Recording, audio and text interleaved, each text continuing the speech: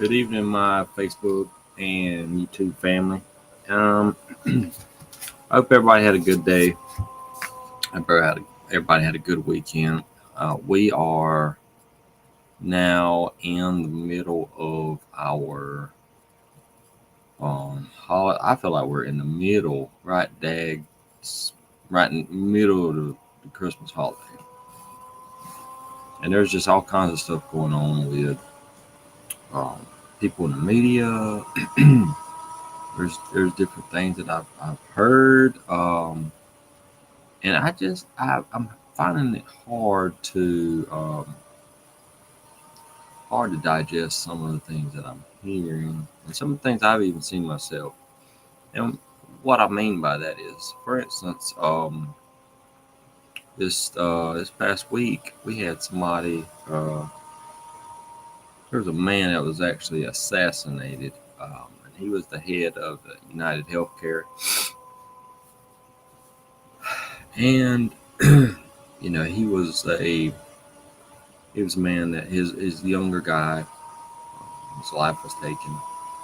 I don't know if he had a wife and kids, but I know that he was somebody's son and somebody's.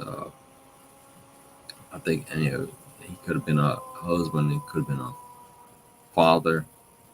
Um, he was somebody's grandson, and you know, I seen where some people were saying that's terrible that something like that happened, and then some people were um, almost applauding the assassin. They were almost saying that they were, pretty much putting it in words that they were happy that he had got killed. And um, I mean, my thought is, guys, if we don't agree with something that someone does, um, maybe we can take time to see if there are alternatives. I don't know if everybody had an alternative or if there was alternatives, but I do know that it's very sad um, to see somebody that is assassinated um, like that in cold blood, and I just don't know. I just don't. It's very unsettling for me to see that the assassin was almost a hero to some people. Um, I know in America we have plenty of options for so many different things. It almost seems like that if we didn't like the options that we had, is there something else? And it makes me really want to question that. Like, do we as Americans, do we have these other options? We as Americans, are we literally forced to take those options that we have? Because I know that, for instance, we have a different insurance provider, and I don't think anybody or most people are 100% happy with their insurance providers. Um, but I just want to say, that seems to me like, um, yes, if you weren't happy with the way things were ran, then, did we try to see if there was an alternative? Did we try to see if we can make a change? And I know I have heard of other Christian-based healthcare alternatives, but I just want to send my condolences to his family, um, and just tell them, I know it's bad. What some of the things that we're seeing on TV, some of the things we're seeing on their social media platforms, and just know that my heart goes out to them, and I definitely wish them comfort from prayers from family and friends, and hope that this can be brought to a conclusion about the search for who this person may have been, and how it came about. But I just want to show nothing but love for that family, and just let them know that we're praying. And you know, um, it's definitely not a time. I just find it hard to be a time for um, for cheering and to be happy about it at all. And a lot of people may disagree with me, but that's fine. But I want to just try to find some kind of you know, it's just hard. It's hard for me to consider that people are cheering for or seeing this guy kind of even as like a hero, or even calling him like John Wick and stuff like that. When this guy did something like that, killed somebody in cold blood.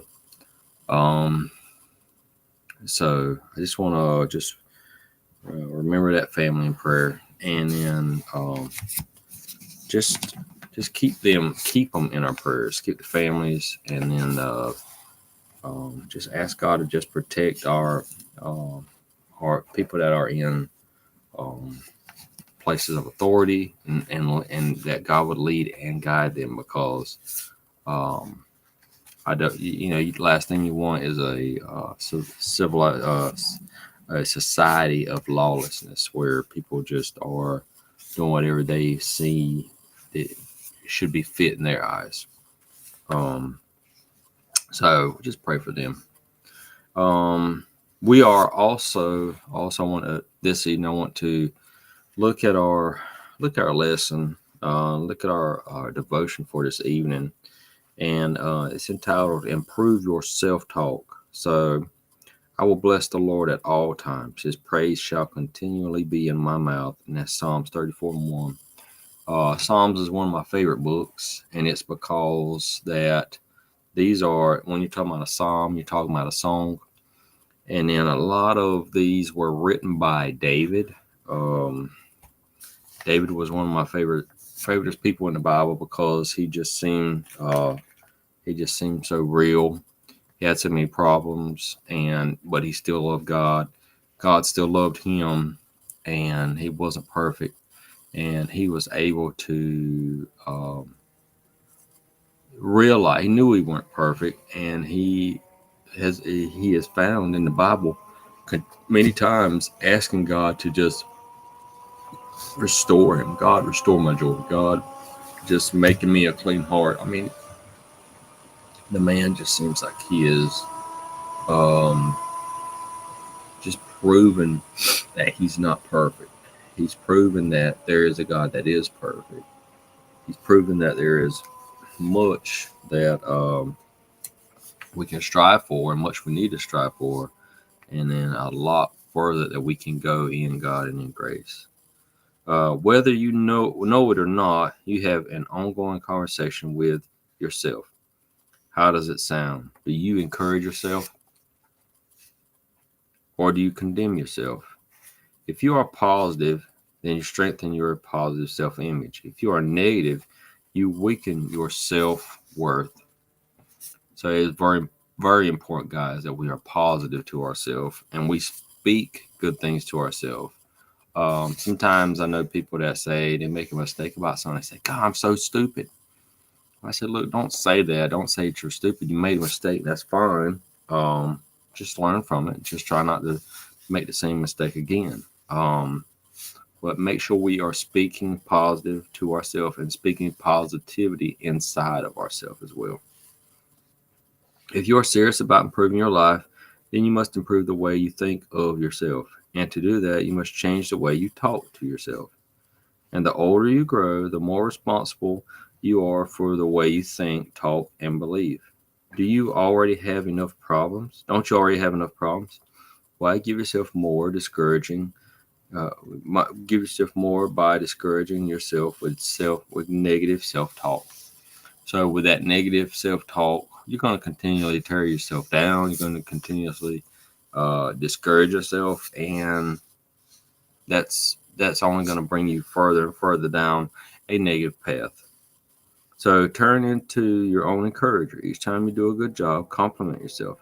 Each time you choose discipline over indulgence, don't tell yourself that you should have done that anyway. Appreciate how much you are helping yourself. If you got a task, if you got a goal, work towards that goal and just compliment yourself. Speak into yourself live encouragement. And just be your own cheerleader. In so many words, just be your own cheerleader if you have to, and continually just bless yourself and speak blessings on yourself. Each time you make a mistake, don't rehearse everything that's going wrong with yourself. Tell yourself that you are paying the price for growth and that you will learn to do better next time. The psalmist recognized the importance of his self-talk. I will bless the Lord at all times. His praise will continually be in my mouth. Bless the Lord, all my soul, and forget not all his benefits. Psalm 103:2. I will say the Lord is my refuge and my fortress. My God, in him I will trust. The word for you today is improve your self-talk. And how can you do that? Just continually speak good and positive into your life. Don't let circumstances cause you to beat yourself down. Don't let things that happen cause you to get off of a track that you're on that is a good track.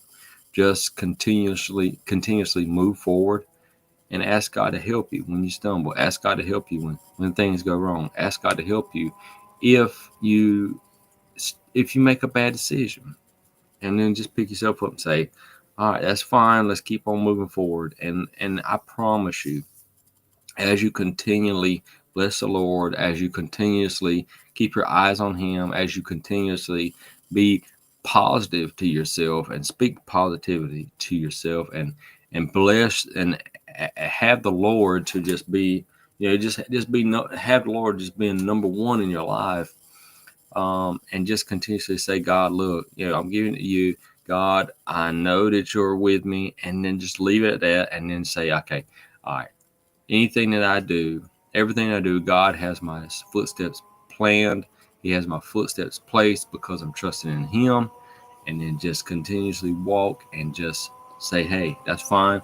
Let's keep moving forward. When something bad happens, when something good happens, just reward yourself openly. Just talk to yourself, even, and then inwardly, just have a song, knowing that God will be the one to pick you up. He'll be the one that will be with you, and he'll be the one that will be so glad to see you do well. God believes in you. That's why he's given us tasks. That's why he's given us callings.